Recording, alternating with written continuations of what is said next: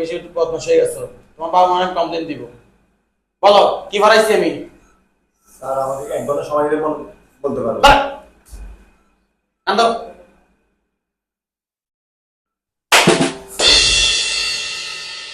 একদম বস এই বা বস বাই বাই বুঝছ?